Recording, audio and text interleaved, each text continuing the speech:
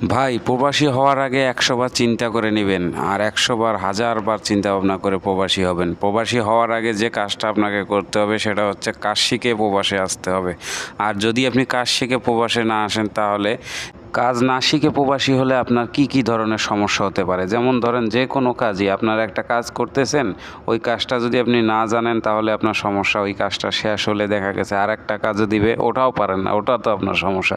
তাই আমার মতো কেউ ভুল করবেন না, কাজ শিখে প্রবাসে আসেন।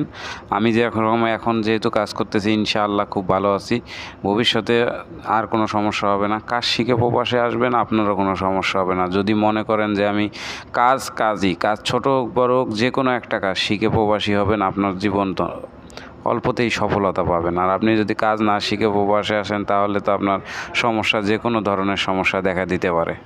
আর আপনি যদি নতুন হয়ে থাকেন অবশ্যই চ্যানেলটা সাবস্ক্রাইব করে রাখবেন। প্রবাসী টিপসগুলো পাওয়ার জন্য অবশ্যই চ্যানেলের সাথেই থাকবেন। ভালো থাকবেন।